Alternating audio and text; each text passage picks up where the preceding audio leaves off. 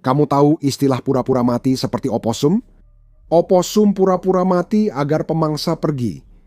Ukraina melakukan sesuatu yang serupa. Di kota Siversk, Donetsk, hanya saja dengan sedikit perbedaan. Oposamnya tidak melarikan diri setelah pura-pura mati. Ia menunjukkan taringnya dan sekarang menggigit besar-besaran militer Rusia. Rusia mengira menang di Siversk, namun Ukraina menjadikannya perangkap yang memaksa pasukan Putin masuk mimpi buruk. Pada 3 Desember, British Broadcasting Corporation melaporkan Ukraina mengonfirmasi penarikan tentaranya dari Siversk. Mereka merilis pernyataan bahwa keputusan ini diambil demi melindungi nyawa prajurit dan kemampuan tempur di tengah keunggulan jumlah personel Rusia. Belakangan kami tahu ini adalah jebakan yang sudah dijalankan, tapi Rusia belum mengetahuinya. Pada saat itu, Rusia telah menghabiskan 3,5 tahun menggempur kota kecil tersebut yang terletak di depan sabuk benteng kota-kota yang diperkokoh, yang harus ditaklukkan jika Vladimir Putin ingin menguasai Donetsk dan kemudian Donbas dengan segala yang dimilikinya. Prajurit demi prajurit dikirim untuk dihancurkan oleh pertahanan Ukraina.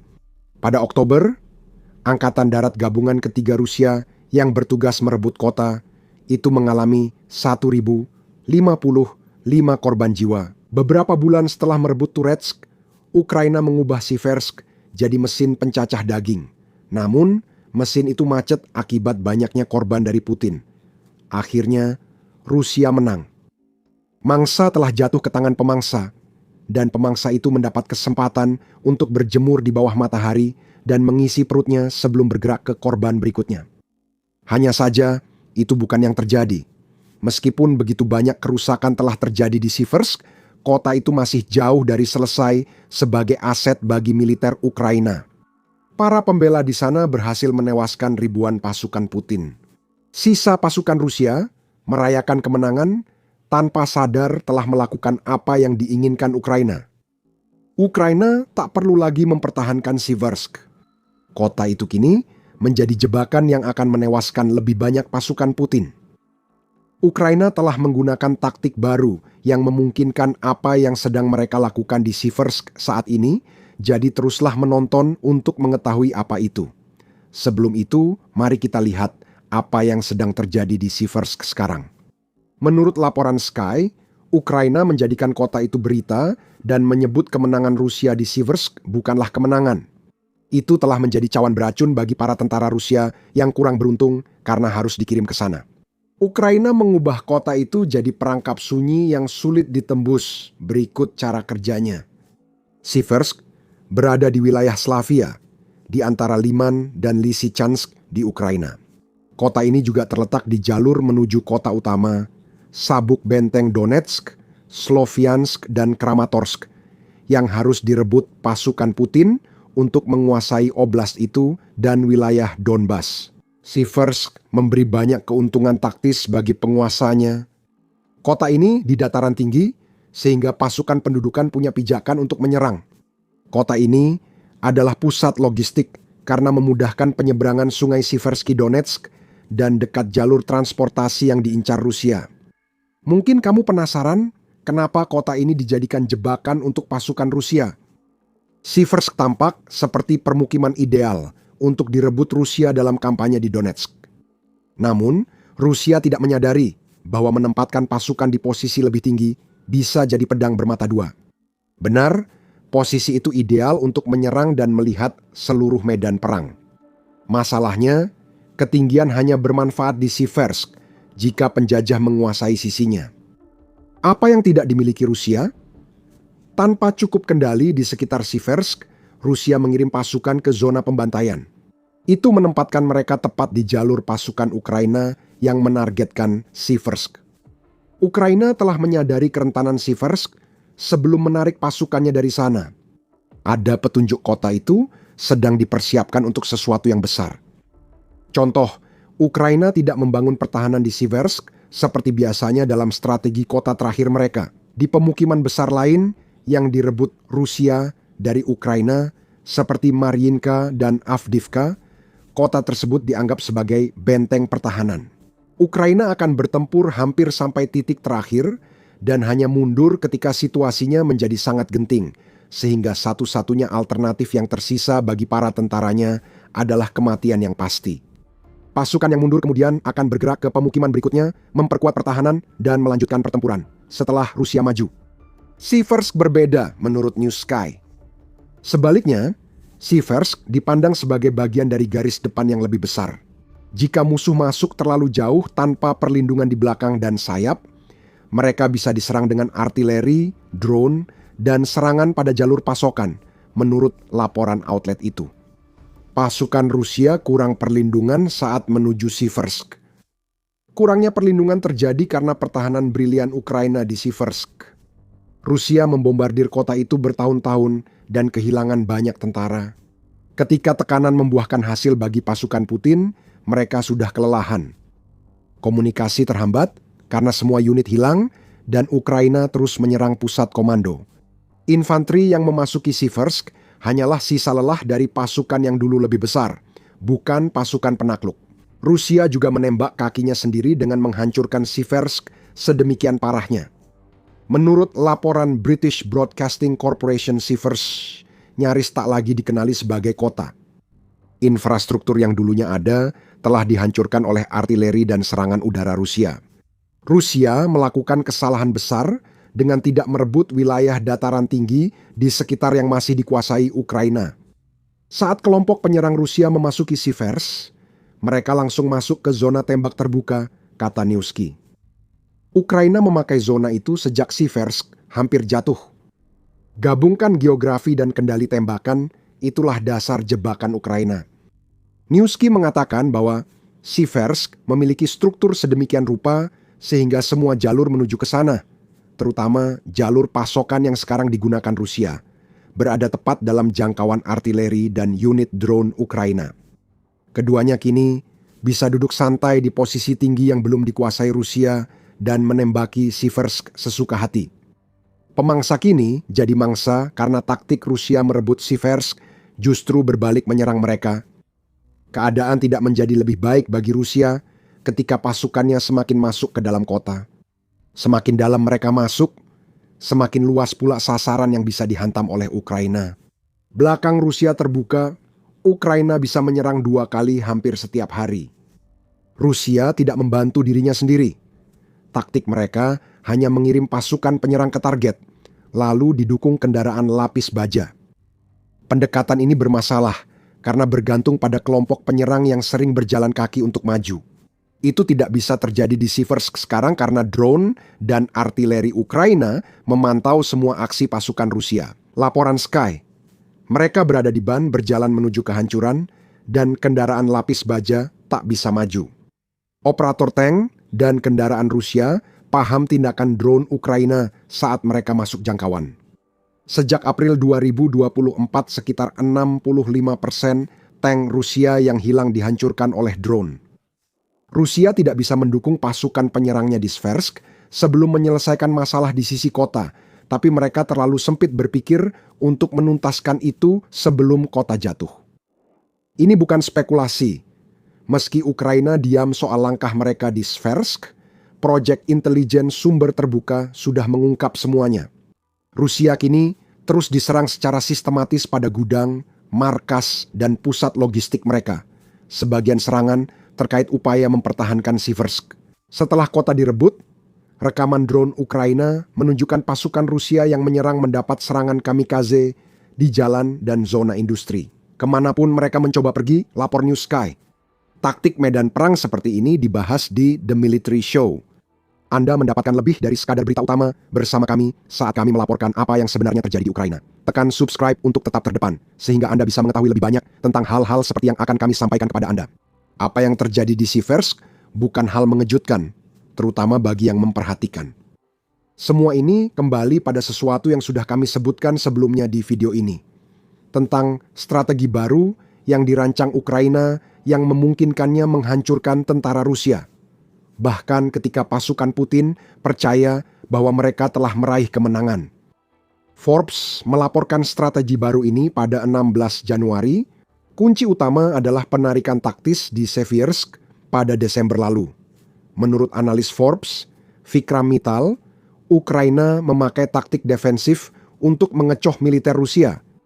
Taktik pertama ini terkait apa yang terjadi di Siversk selama lebih dari 3 tahun. Ukraina membangun pertahanan, parit anti-tank, bunker beton, ladang ranjau, dan tembok drone di sekitar permukiman yang jadi target Rusia. Kini disebut zona pembantaian. Pertahanan yang dipimpin ini dirancang untuk menghancurkan sebanyak mungkin calon penjajah sebelum mereka bahkan mendapat kesempatan untuk melancarkan serangan ke kota-kota seperti Siversk. Satu-satunya kelemahan dari pertahanan ini adalah bahwa mereka terbatas. Selama Putin masih memiliki cukup banyak tentara untuk dikirim ke sana, pertahanan ini pada akhirnya akan jebol juga. Rusia kini lebih sering memakai kelompok penyerang 50-50-60 tentara tulis Mittal pada 16 Januari.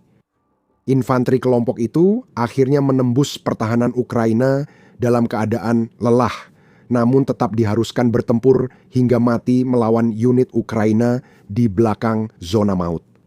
Disinilah Ukraina membalikkan keadaan. Saat serangan diluncurkan ke posisi Ukraina, pasukan Ukraina segera mundur dan menyerahkan wilayah itu sementara. Setelah mundur, unit Ukraina melancarkan serangan drone, mortir, dan artileri ke posisi lama mereka, menyebabkan banyak korban di pasukan Rusia yang kini menempatinya, tulis Mittal. Itu yang terjadi di Siversk sekarang. Jebakan ini diharapkan memaksa sisa pasukan yang merebut pemukiman mundur. Pasukan Ukraina kemudian bergerak kembali masuk, merebut kembali wilayah yang sebelumnya mereka tinggalkan. Itu yang terjadi di Kharkiv dan Kupiansk. Ukraina hampir kehilangan wilayah tapi kini menguasai 90% area tersebut. Belum jelas apakah Ukraina bisa merebut kembali Siversk karena jebakan mereka sendiri. Meski Ukraina tak membebaskan kota itu, mereka masih bisa menghabiskan waktu berminggu hingga berbulan-bulan untuk menghancurkan pasukan pendudukan yang mencoba melintas. Jika rencana A gagal, rencana B adalah membuat Rusia membayar mahal dengan korban dan kerugian untuk setiap keuntungan mereka. Harga itu akan sangat berarti jika dan ketika Rusia mampu maju dari Siversk. Kami akan segera menjelaskan alasannya. Jika tujuan Ukraina adalah melelahkan lawan, mereka berhasil membuat Rusia hanya mendapat sedikit imbalan atas banyaknya tentara dan peralatan yang telah dikirim ke Ukraina. Seperti yang dilaporkan oleh Politico pada bulan Oktober, militer Rusia telah kehilangan banyak tentara untuk keuntungan yang sangat minim selama 8 bulan pertama tahun 2025. Rusia kehilangan 281.550 tentaranya, menurut laporan media tersebut. Lebih dari 86.700 tentara tewas dalam pertempuran. Hasilnya nyaris tidak ada, seperti dikatakan Panglima Angkatan Bersenjata Ukraina, Oleksandr Siersky saat itu. Situasi di garis depan tetap sulit. Musuh terus maju di Pokrovsk dan Dobropilia, sementara di arah lain hanya terjadi operasi tempur berintensitas rendah. Siersky mengklaim situasi masih terkendali. Institut Studi Perang setuju mencatat Rusia kehilangan ratusan ribu tentara selama 25 bulan hanya untuk merebut kurang dari 1% wilayah Ukraina. Siversk akan jadi salah satu pencapaian itu. Kita tahu kota itu tidak aman bagi pasukan Rusia dan situasinya akan makin buruk untuk Putin. Pada 1 Januari, Kyiv Post melaporkan Menteri Pertahanan Ukraina, Mikhailo Fedorov, menargetkan pasukan Ukraina membunuh 50.000 tentara Rusia per bulan pada 2026. Alasannya, Fedorov mengatakan, jika biaya perang terlalu tinggi bagi Rusia hingga mereka tak mampu menanggungnya, itu akan memaksa perdamaian. Itu inti jebakan Siversk dan sejenisnya. Entah Ukraina berhasil menyerbu kembali dan merebut kembali apa yang telah hilang, atau Ukraina menyebabkan begitu banyak kerusakan pada militer Rusia sehingga butuh waktu lebih lama dari yang diperkirakan Kremlin untuk maju ke tempat lain. Itu membawa kita ke Kramatorsk, sedangkan Siversk biasanya jadi target strategis Rusia seperti yang sudah disebutkan. Alasan utama mengapa Putin menginginkan kota itu adalah karena hal tersebut membawanya selangkah lebih dekat untuk dapat melancarkan serangan ke Kramatorsk. Menurut News Sky, Jebakan Sivers membuat Rusia kehilangan momentum ofensif terhadap aglomerasi Kramatorsk-Konstantinivka. Perlambatan seperti itu tidak dapat diterima oleh Putin. Awal tahun 2026. Berita tersebar bahwa dia telah menetapkan tenggat waktu bulan April untuk merebut seluruh wilayah Donetsk. Tenggat waktu itu paling baik hanyalah khayalan dan benar-benar tidak masuk akal. Faktanya, Rusia masih harus merebut kota seperti Kramatorsk sebelum Donetsk jatuh, jadi sikap Putin ini lebih mementingkan pencitraan daripada kenyataan. Dia berusaha membuat Rusia tampak dominan, meski tentaranya hancur oleh artileri dan drone Ukraina. Di tempat-tempat seperti Siversk, dia menetapkan tenggat waktu seperti ini karena dia berharap dengan terlibat dalam negosiasi damai, terutama Amerika Serikat akan percaya bahwa bulan April adalah target yang realistis. Dan jika orang-orang tertentu percaya pada target tersebut, mereka akan lebih cenderung untuk mendukungnya. Untuk menekan Ukraina agar menyerahkan Donetsk kepada Rusia, Putin membutuhkan penyerahan itu terjadi karena dia tahu bahwa Rusia tidak bisa terus melakukan apa yang dia lakukan di Donetsk untuk waktu yang lebih lama.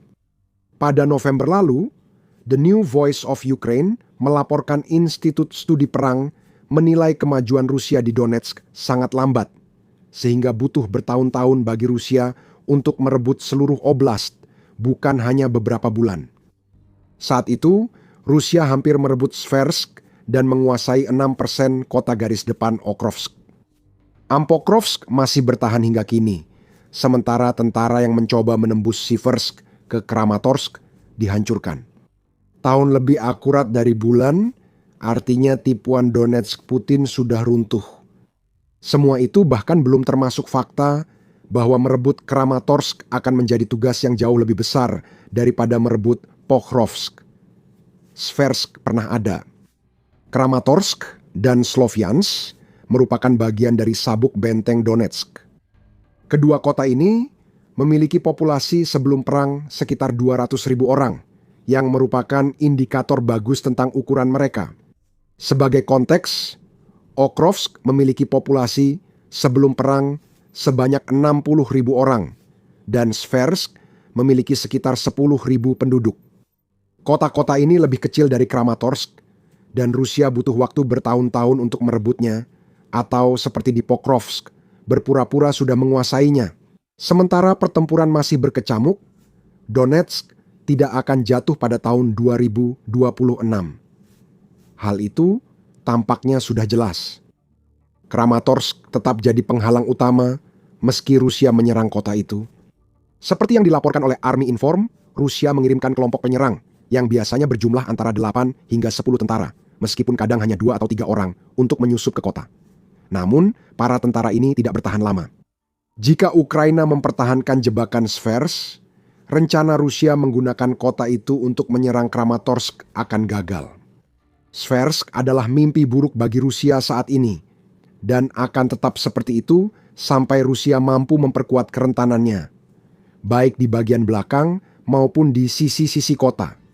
Dengan serangan Rusia di Donetsk melemah dan banyak tentaranya tewas di Sversk, Ukraina mengembangkan strategi perang baru. Pada 2026, Kementerian Pertahanan direformasi, target pembunuhan baru ditetapkan, dan Ukraina siap memodernisasi agar kerugian Rusia makin besar. Cari tahu lebih lanjut tentang semua itu di video kami. Dan jika Anda menikmati video ini, jangan lupa berlangganan The Military Show untuk mendapatkan pembaruan terbaru tentang apa yang sebenarnya terjadi dalam pertempuran di Donetsk. Dan seperti biasa, terima kasih telah menonton.